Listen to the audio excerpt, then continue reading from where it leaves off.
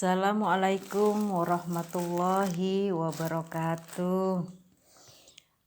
Apa kabar anak-anakku sekalian? Kita berjumpa lagi dengan Ibu walaupun hanya dengan mendengarkan video pembelajaran. Mudah-mudahan kalian tetap semangat dan mudah-mudahan juga kalian semua selalu diberikan kesehatan yang lebih oleh Allah Subhanahu wa Ta'ala. Anak-anakku sekalian, kemarin Ibu sudah membahas tentang bagaimana cara membuat gerabah, kemudian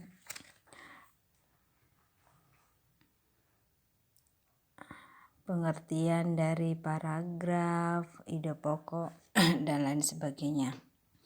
Sekarang atau hari ini materi yang akan Ibu bahas yaitu tetap tema 1, subtema 3, pembelajaran 2. Anak-anakku sekalian, pernahkah kalian melihat orang membuat gerabah?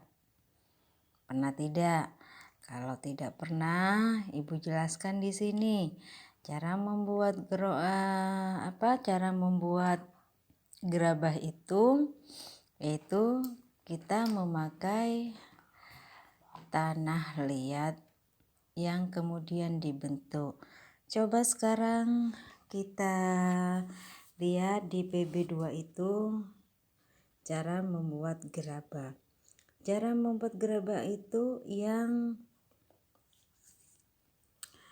digunakan adalah apa anak-anak? Yang kita gunakan untuk membuat gerabah itu selain tanah liat, air dan juga apa?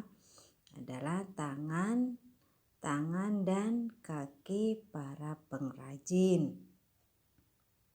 Tangan-tangan terampil membentuk tanah liat menjadi gerabah-gerabah yang nantinya bernilai seni yang tinggi. Nah, dari situ kita dapat lihat betapa rangka dan otot khususnya pada tangan dan kaki mampu berfungsi dengan baik. Kemudian organ gerak tersebut juga dapat berfungsi sebagaimana mestinya. Anak-anakku sekalian,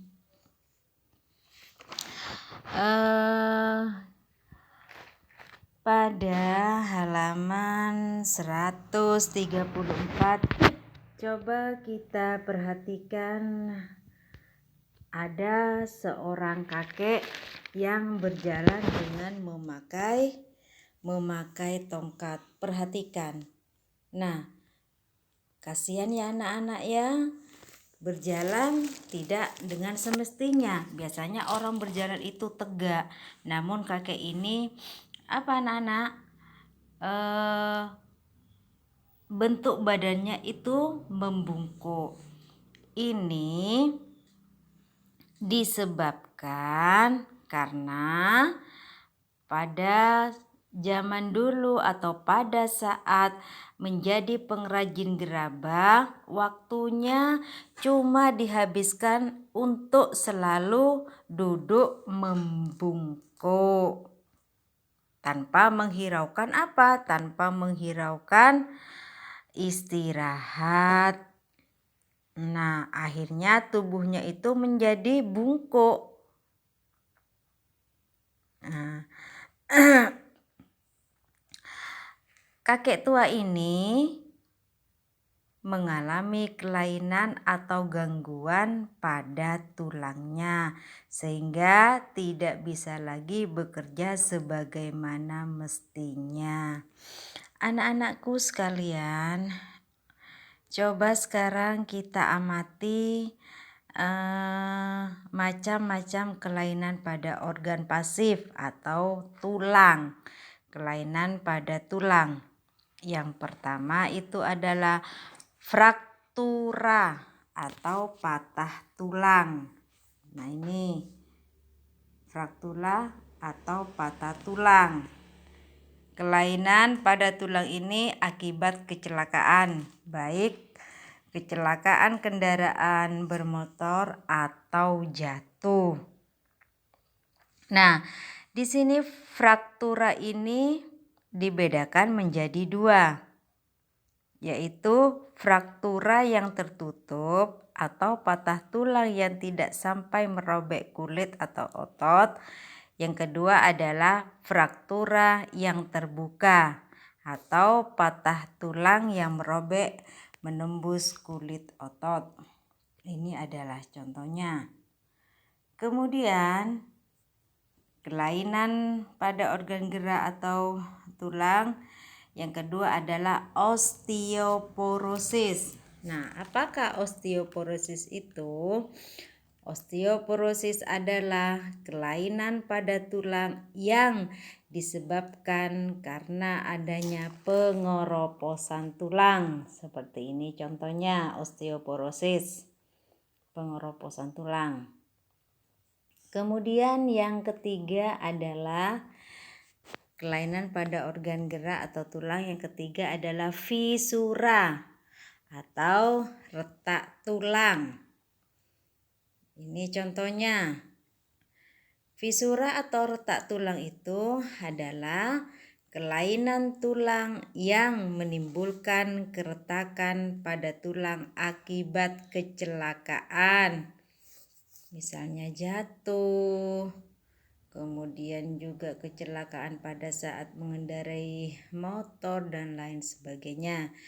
Kemudian kelainan yang keempat adalah lordosis. Ini adalah contoh lordosis.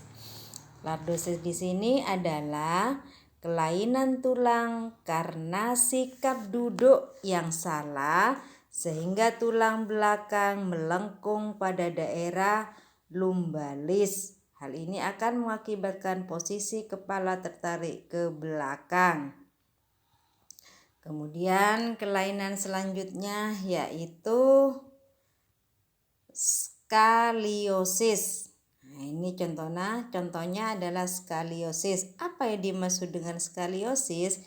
Skaliosis adalah kelainan tulang karena sikap duduk yang salah sehingga tulang belakang melengkung ke arah samping. Hal ini akan menyebabkan badan akan bengkok membentuk huruf S.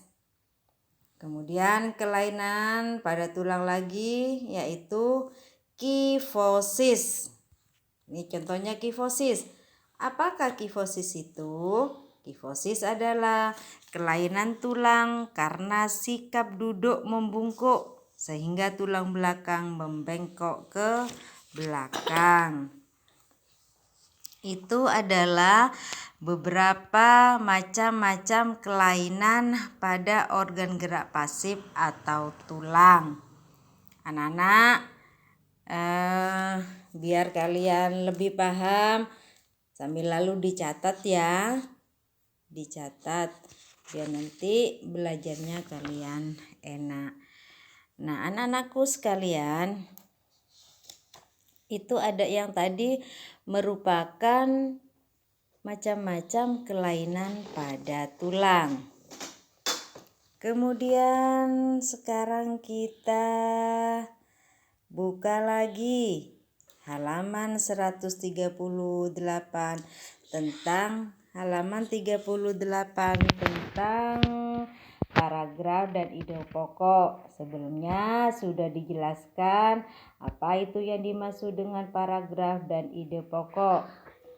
Di sini ada bacaan, posisi dan sikap duduk yang benar dan sehat. Itu kalian baca di rumah sebagai latihan. Kemudian untuk menambah pengetahuan kalian dan wawasan kalian, latihan juga di rumah. Isi ini dari nomor 1 dan 9. Cari paragraf 1 apa dan ide pokoknya apa. Latihan di rumah tidak usah dikumpulkan. Anak-anakku sekalian, mungkin itu saja yang bisa Ibu sampaikan. Mudah-mudahan kalian paham dan jelas. Bila mana ada yang kurang jelas atau kurang dimengerti, bisa kalian nanti tanya pada saat kita pertemuan Google Meet.